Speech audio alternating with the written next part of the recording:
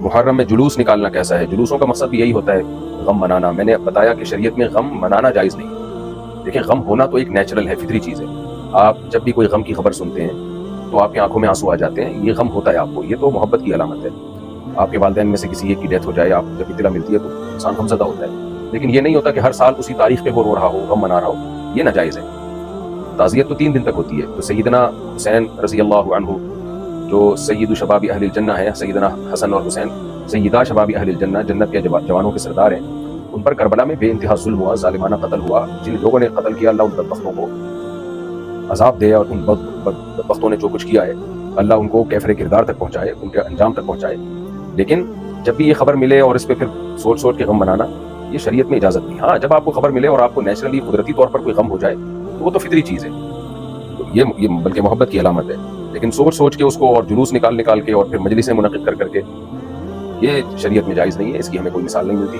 حضرت عثمان رضی اللہ تعالیٰ عنہ بھی شہید ہوئے تھے، بہت ہی ظالمانہ طریقے سے آپ کو شہید کیا گیا تھا. اسی طرح نبی صلی اللہ علیہ وسلم کے دور میں جو جہاد ہوا، جنگیں ہوئی، آپ کے چہیتے شہید ہوئے، آپ کے لخت جگر شہید ہوئے میدان جنگوں میں. لیکن کہیں بھی نہیں ملتا کہ نبی نے ہر سال ان کا غم منایا ہو.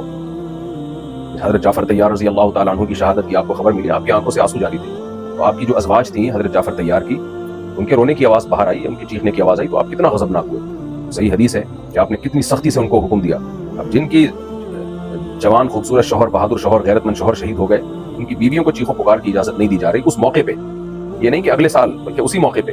تو اگلے سال کہاں سے اجازت دی جائے گی کسی کے غم منانے کی؟ اس لیے سیدنا حسین یا سیدنا حسن، ان سے محبت ہمارے ایمان کا حصہ ہے، لیکن ہم نے محبت بھی شرعی حدود کے اندر رہ کے کرنی ہے، اور محبت میں ہم نے اللہ کی حدود نہیں توڑنی ہے. تو اس لیے جب کوئی کربلا کا واقعہ سنتا ہے، پڑھتا ہے، اور اس موقع پر اس کی آنکھ سے آنسو نکل آئے، بیان کرنے والے کی آنکھوں سے آنسو نکل آئے، یہ تو فطری چیز ہے، نیچرل چیز ہے. لیکن سوچ سوچ کے اس میں پھر جلوس نکالنا اور اس کو اس نیت سے واقعات کو سنانا کہ تاکہ لوگ روئیں، چیخیں، جو بہت جگہوں پر دیکھا ہے اس طرح کی محفلیں لگتی ہیں، یہ پھر شرعی حدود سے تجاوز ہے.